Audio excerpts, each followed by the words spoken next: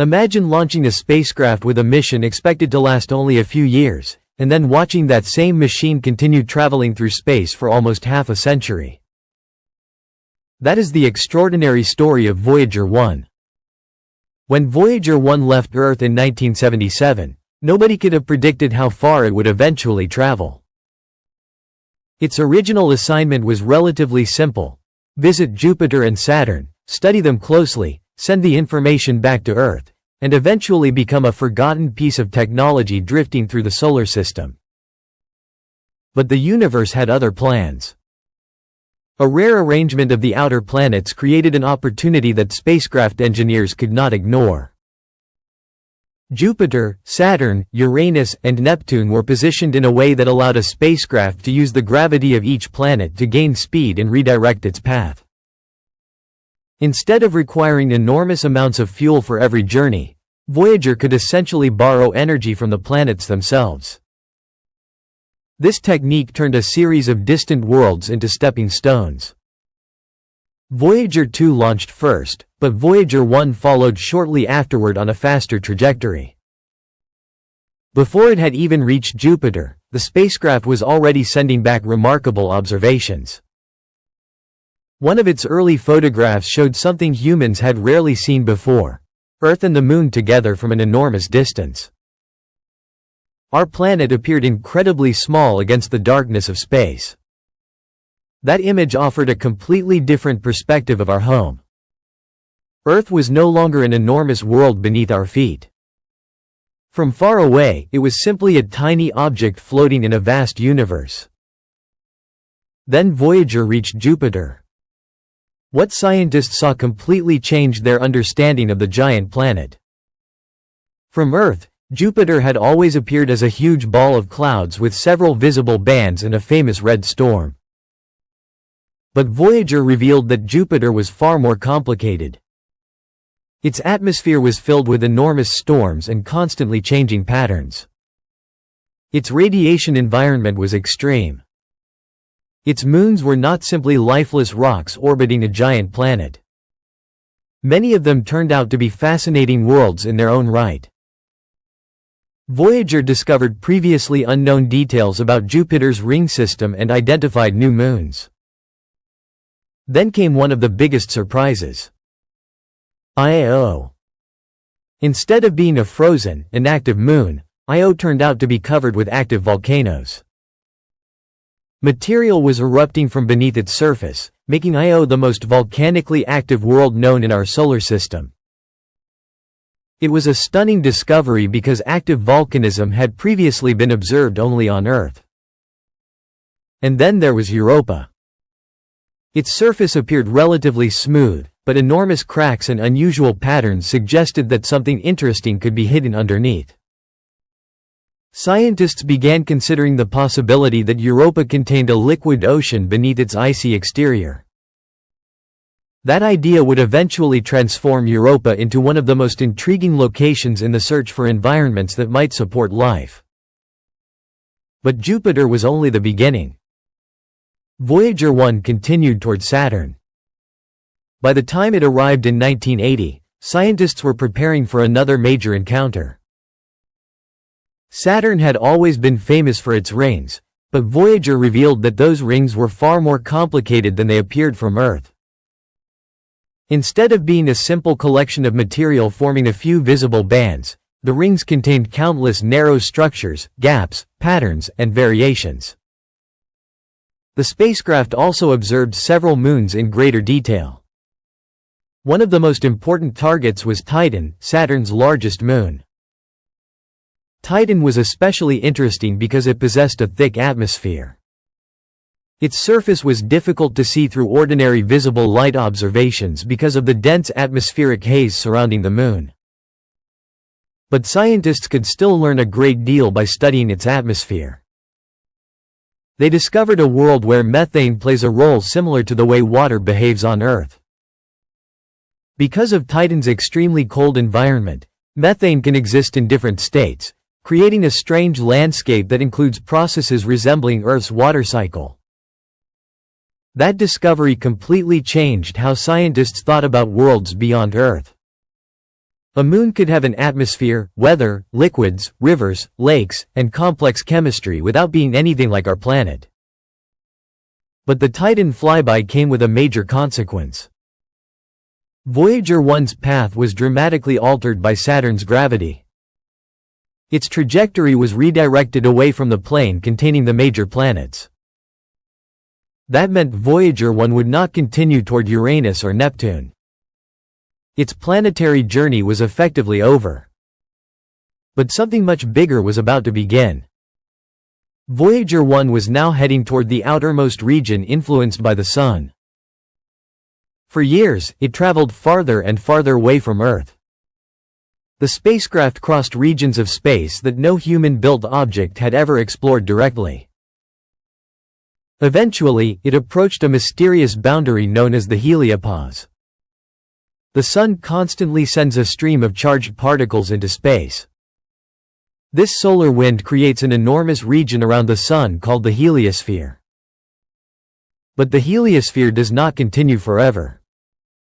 Eventually, the influence of the solar wind becomes overwhelmed by the surrounding interstellar environment. Scientists wanted to know exactly what happened at that boundary.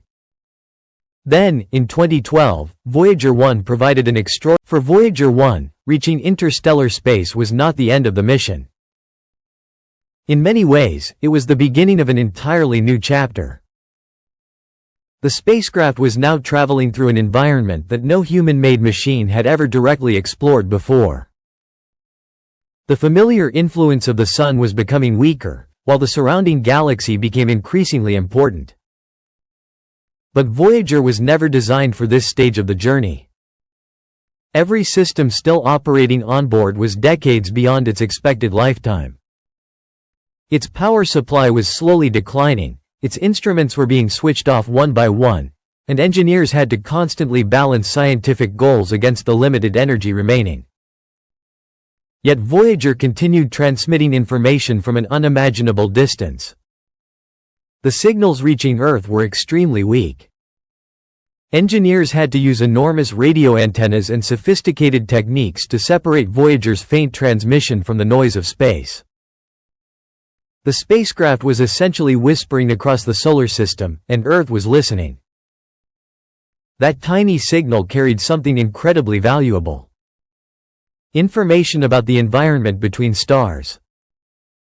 Before Voyager entered interstellar space, scientists had to rely heavily on observations made from inside the solar system. They could study distant stars and theoretical models, but they could not directly sample the space surrounding our solar system. Voyager changed that.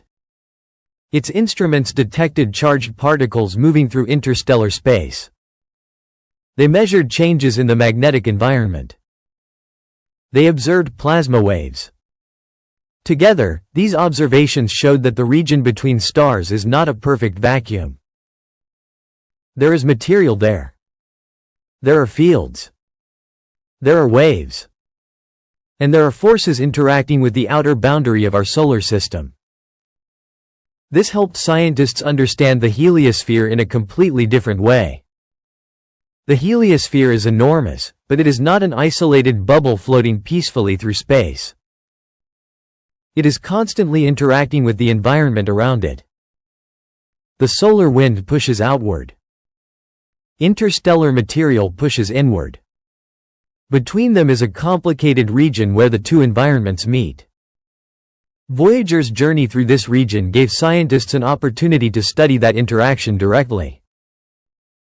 And this was only possible because the spacecraft kept going long after its original mission had ended. Think about what that means.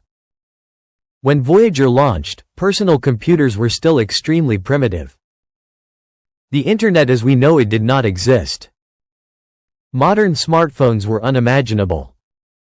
Artificial intelligence, streaming video, satellite navigation, and countless technologies people now take for granted were decades away.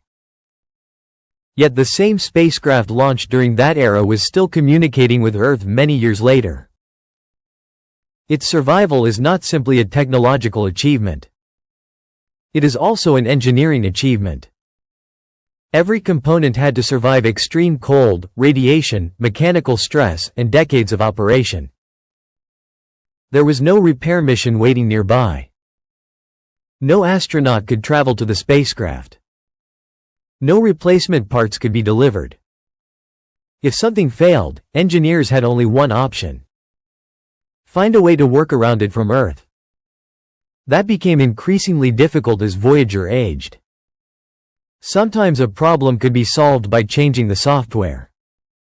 Sometimes an instrument could be turned off. Sometimes engineers had to sacrifice one function to protect another. The spacecraft was gradually becoming simpler, but it was still alive. Then there is the golden record. Unlike the scientific instruments, the golden record was never intended to collect measurements. It was created as a message. A small representation of Earth traveling aboard a spacecraft heading into interstellar space. It contains images, sounds, greetings, and other examples of life and culture from our planet. The record was designed with the possibility that something, somewhere, might eventually discover it. But even if nobody ever does, its existence has meaning. It represents a moment when humanity decided that our story was worth sending beyond Earth. Voyager's journey also changed how we think about distance. On Earth, 1,000,000 kilometers sounds enormous. In space, it can be relatively small. The distance Voyager has traveled is so vast that ordinary measurements become difficult to imagine. At that distance, communication itself becomes a challenge. A command cannot simply be sent and immediately confirmed. Engineers must send instructions, wait for them to reach the spacecraft, and then wait again for the response. A single mistake can consume an enormous amount of time. That makes every successful recovery even more impressive. When Voyager experienced communication problems, engineers were effectively trying to repair a machine they could not touch, using signals that took many hours to travel in each direction. And yet, again and again, they found ways to keep it operating. But Voyager's story will eventually have an ending. The spacecraft's power source continues to weaken. As less electricity becomes available, more systems must be turned off. Eventually, there will not be enough power to operate the remaining instruments. Then there will not be enough power to maintain communication. The final signal from Voyager 1 will one day reach Earth. And after that, there will be silence. But the spacecraft itself will not stop. It will continue traveling through the galaxy. Its instruments may be silent.